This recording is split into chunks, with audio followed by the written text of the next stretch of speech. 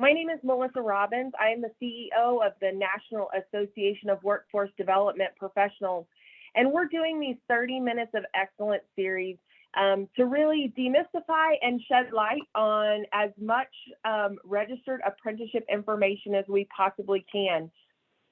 Part of why we're doing this is our partnership with Safal and the Registered Apprenticeship Center of Excellence that was developed by the USDOL to really enhance the strategic partnerships and the system alignment between registered apprenticeship, education, and workforce. So I am joined today by Jean Ellis and Christian. Is it Lagarde? How do I say your last name, Christian?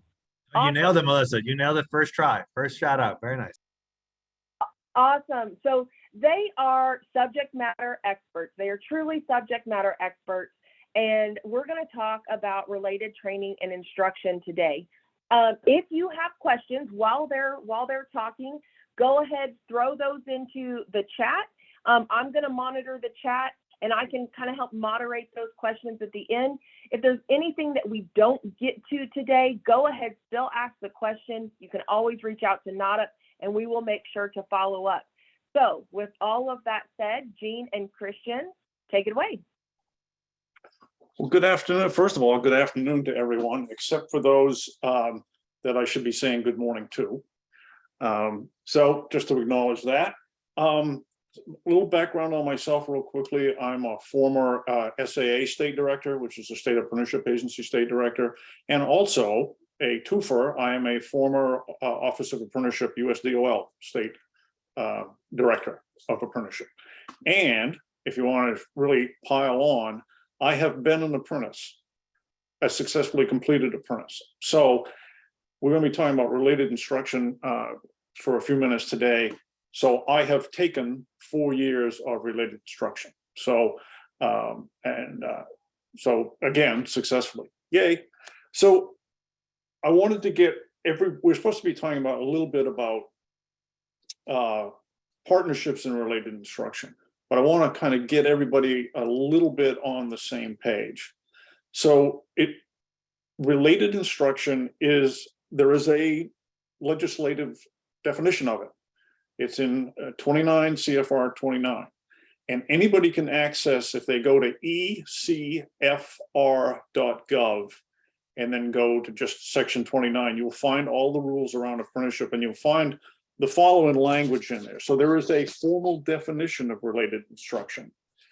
There is also the criteria around an apprenticeable occupation that related instruction is required. Its purpose is to supplement what the apprentice learns on the job.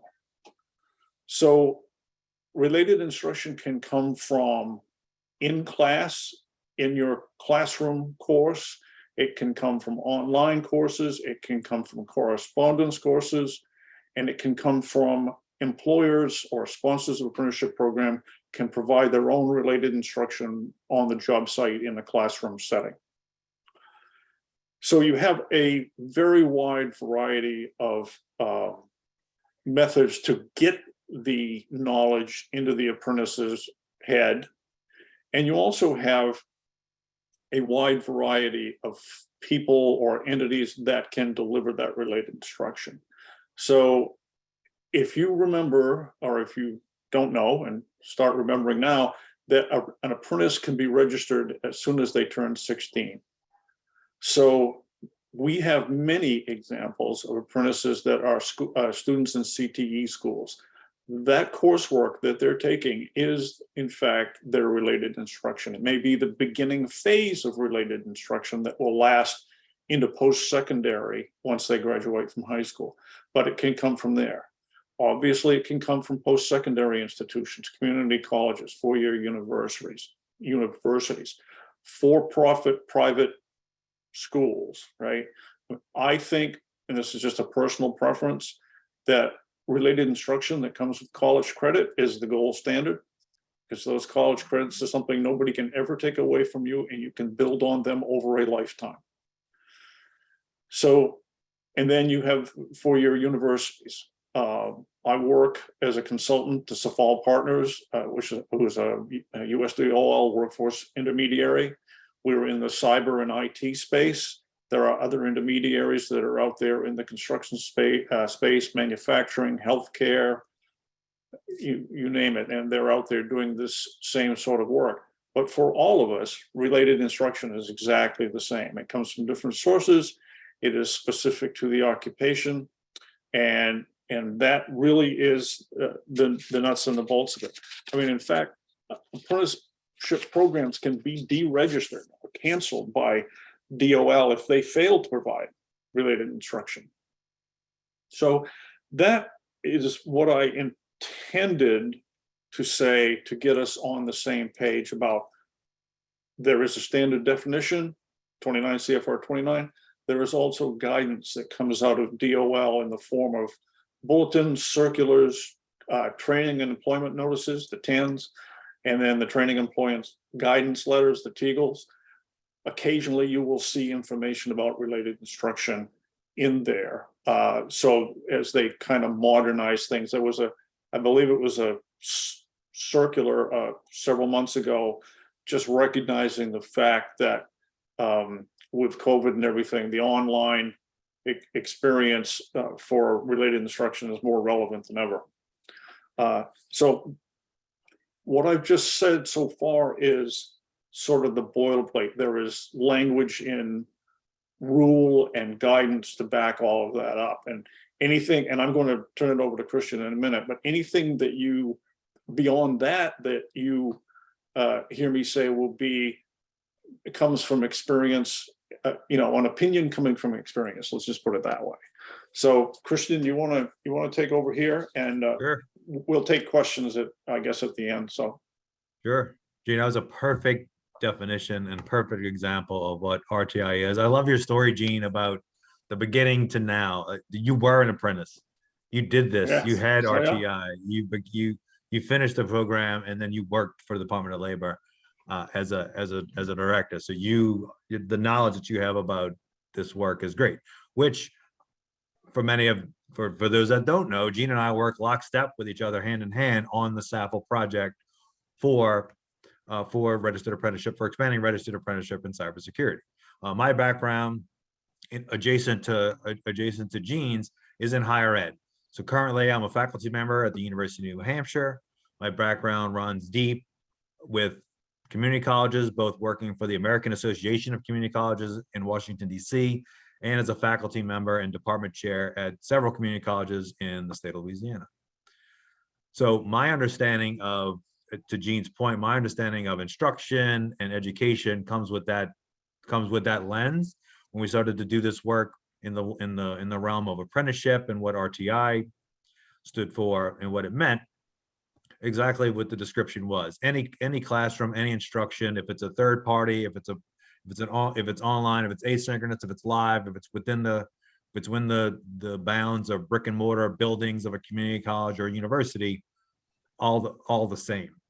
What we have done, and I think Melissa will probably get to this, we can describe a little bit of detail about how we have approached RTI for the intermediary contract we have with Department of Labor on cybersecurity, the platform we used, how we roll it out. But we can talk about that in detail in a minute.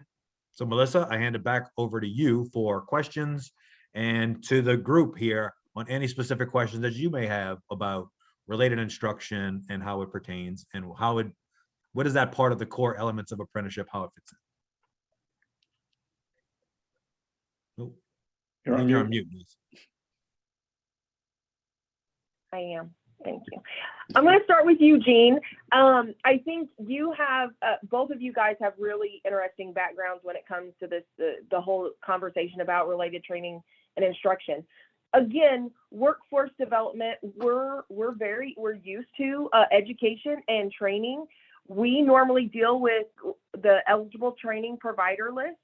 And so I think it doesn't have to be drastically different, right? Training is training. We don't have to be afraid of training because it's called RTI and it's, attached to an apprenticeship.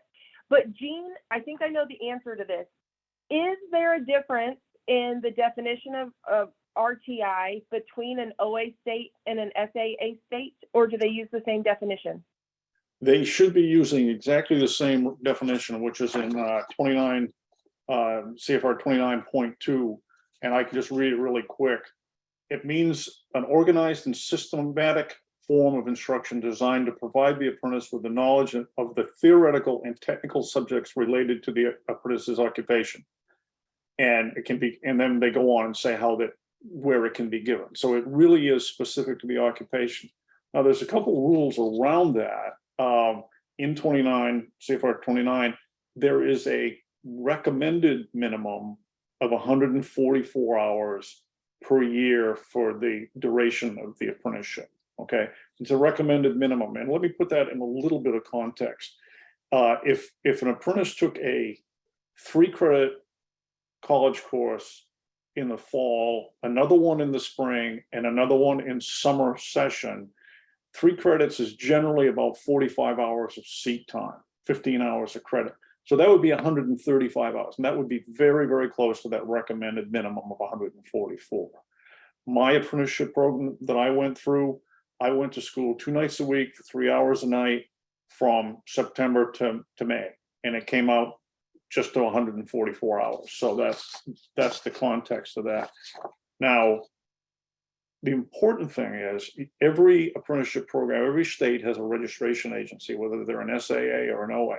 They are the authority having jurisdiction. They have to approve that related instruction, but they do it based on it. Does it meet the hour requirement? The employer is the ultimate test arbiter of, is that relevant to the occupation that they're trying to train a worker in? Okay, so you have the registration agency that ultimately has the approval, but as long as it meets the time requirement, the employer really has all of that to do. So, and we're just to add to that, Melissa, we're within our RAP work and within the cyber sprint that was just announced by the White House not that long ago. We're working with both states, and exactly, Gene, there is no, when we talk about RTI, it's the same. So when we're working with the SAA states or working with OA states, the conversation we're having around RTI is very similar. But to Gene's point, there still is approval from those agencies. Great. That is what we like to hear when things are similar, when we can use the same definition on both sides. So Christian, we'll go over to you. What constitutes good related instruction? Maybe like hitting on the alignment with OJT, skills, competencies, those types of things. Yep. Yeah. No. Good question. Yeah. Good. What is good? And definitely, there's a quality element to RTI, right? There's, with an understanding, if you're sitting in a college classroom, that the quality is high. There's some online providers that are out there that are not so quality. So there is a cheesecloth of decision making that you have to say, is it industry validated? Is it industry relevant? What are the subject matter experts that had their hands on it, regardless of industry, if it's advanced manufacturing or healthcare or IT? Who designed it? Who are the curriculum designers? Who are the instructional designers and the like? That's one of the quality components. Another big one is the competency levels that are baked within the RTI. So if there's certain skills and knowledge and abilities of KSAs or competencies that are baked in, you need to ensure that it matches that. Like the RTI has to match what those competencies are. And if it's either using the Competency Model Clearinghouse for Department of Labor or some other framework like NICE, the NICE framework the NICE framework goes all the way into your fingerprint and your blood type. It gets so granular with the levels of what you need to have mastery in and what you need to have knowledge on. Not every industry has a NICE framework, but for those that are familiar with the NICE framework in IT, it gets deep. So there isn't any question about that. And if you have that framework and you have a competency framework, or you have an educational framework that you can align with RTI to do a little checks and balances, that's when you know you have it.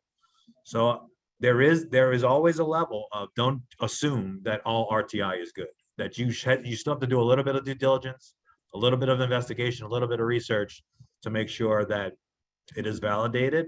And that's the great part about advisory boards for the colleges or any other third-party entity or any other training provider like Tooling U or SME or things like that, that you know that there's industry validation. You know that it's relevant. So when somebody walks out with that certification or that education, an employer is going to nod their head and say, I know what that is, and I believe you learned what you needed to be to become a full-time employee at my job, at my business after your apprentice is over. Absolutely. So Gene, I know you talked about the standard definition. You talked about some of the requirements of related instruction. I think that we've thrown some of that into chat with the link to ECFR and getting them over to 29 CFR 29. For those that are new to this, so we've got all levels here, are there any other sources of guidance for those around related instruction? What I would do if I was a new, sort of in your seat, one of the first things I would do is reach out to the local apprenticeship staff and get their take on it, because that way you have it in a local sense. I mean, for all of you, you have, from where you sit, you have around you an economy that consists of perhaps a lot of manufacturing. Maybe it's more rural, it's more agricultural. Maybe it's a tech hub. You, in an ideal world, you will have a very solid and broad-reaching infrastructure of educational opportunities. An apprentice may, in the life of their apprenticeship, it's entirely possible.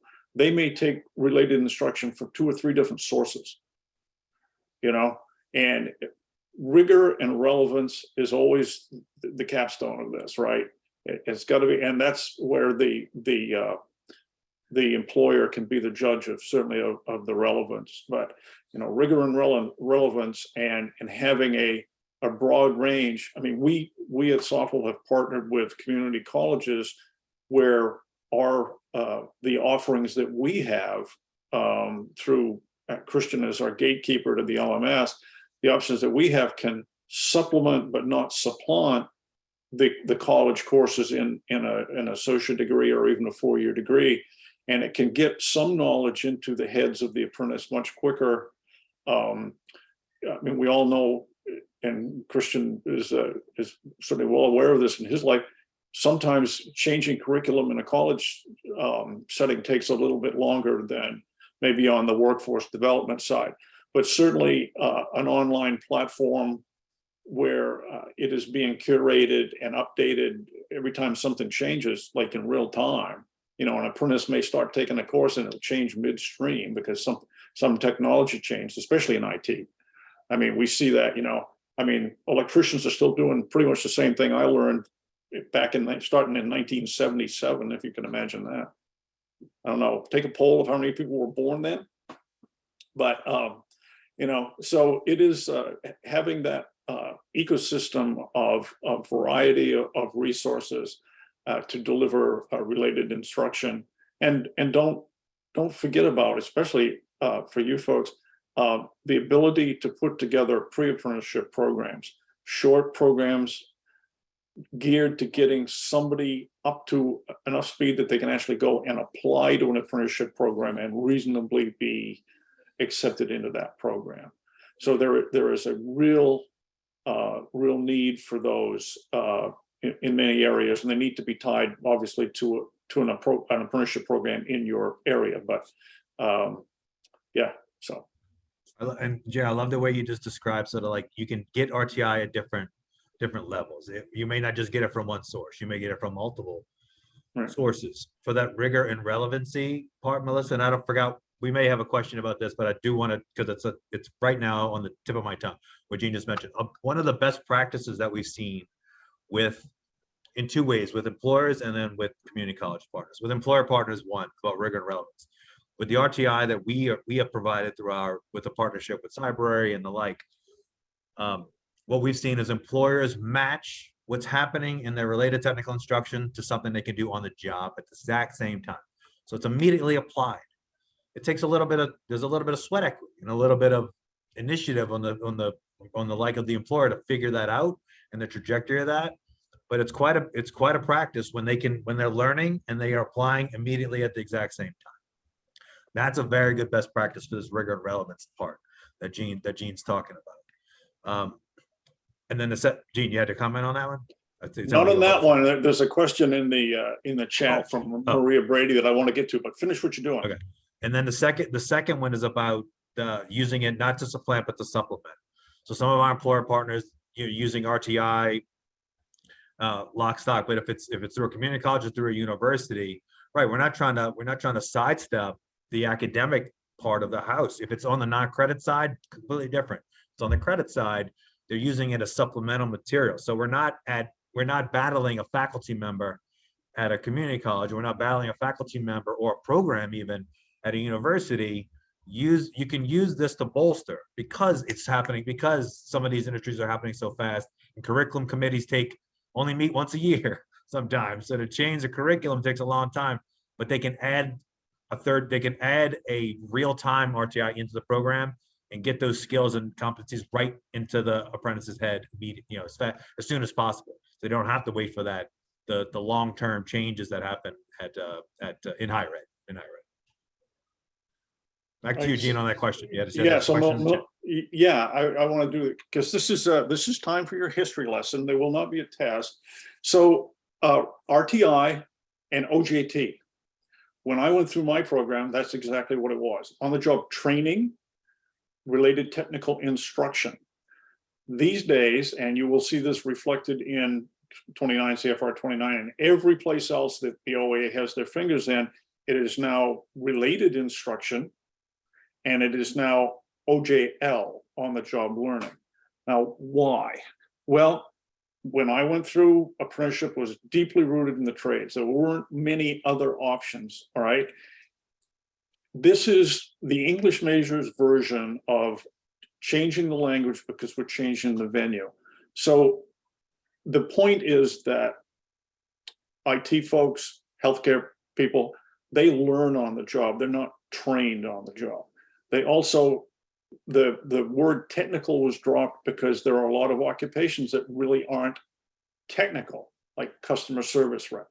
Now, how do I know that? Because I'm working with a major corporation to set up an apprenticeship program, and legal got involved, and they read the regs and said, well, this isn't a technical occupation, so there is no technical instruction. And they were hung up on that. And frankly, I had a team of lawyers and I couldn't get them off that. So we use the language today because it is a reflection of the fact that it's not just in construction.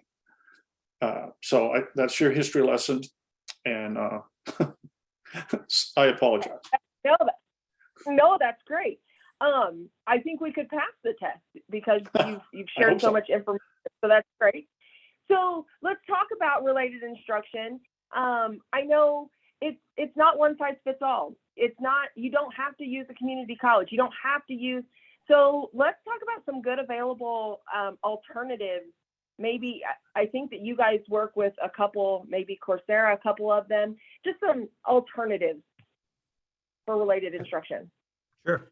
Yeah, definitely. Yeah, it doesn't have to come from a brick and mortar. It doesn't have to come from any college university. So we have a strategic partner with Cybrary. We don't work for Cybrary. We pay them, or actually DOL pays them. But we're just a little plug for Cybrary here. But we signed a strategic partnership with them early on in the RFP process. And yeah, that's exactly what they are. They're a library of cybersecurity curriculum that have courses, that have virtual labs, that have certification preps, which are another core element of apprenticeship for those industry-based certifications. And for a field like IT specifically, for a field like IT, that is very, very near and dear to the hearts. They need to come out with, and they need to have all the CompTIAs, all the Ciscos, all the Microsofts and the like. So that to us is different than what some may deem as RTI, because sometimes it is tied to a training provider, or is tied to a to a community college or a university, where this is a one-off, this is a platform that you can pay for a license for, similar to what you would to Coursera, Melissa, to your point about they have training within it. Google, for example, has a ton of IT certifications out there. The Grow with Google initiative that's happening out there. We are, again, not associated with Google, not paid by Google, just a little plug for them. But those types of trainings, if it's UX design or RT specialist and the like, there's a lot of alternative programs out there, some with a cost, some with low cost, some with high cost, et cetera.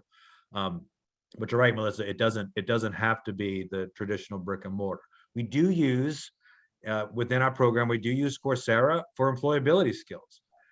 We know that employers continue to ask and continue to say, if they just had teamwork skills, if they just had customer service skills, if they just had, well, we listened to those employers. We read the surveys from College Board. We read the SHRM surveys for the 40,000 employers that answered that about employability skills and soft skills. So we scaffolded in soft skill and employability skill attainment, and we use Cybrary and Udemy and Allison for that purpose alone. And employers have fallen over themselves because they love the fact that they're not only getting that cyber and IT skills, but there's also a venue to get employability skills. And they have prioritized that training in the RTI, which is great. We thought it would be good, but we didn't realize it was going to be that good. It's true. That's true. Yeah. Just one other reason why OJL, we want to use the language OJL. So it is not to be confused with OJT training funding through WIOA. That is a separate thing, right? That's where the employer gets some money back for the wages that for a certain period of time. So OJT is a one thing under WIOA, OJL is another thing under OA, apprenticeship. Well, so I think we've got time for one more question.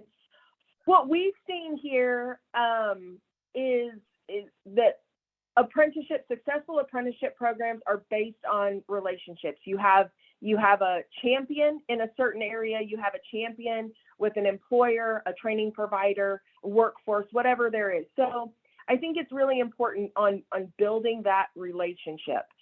Walking into somebody's office and saying, hey, I'm looking for training on X and I need it by tomorrow, not always the best relationship starter. So what are some best practices on partnerships with education and training providers? Yeah, Gene, you want me to go with, want me to start? I can start. Well, I'd use one word: listening. That's the first thing, because you have to, when you have a partnership, you have to, it's not all about you.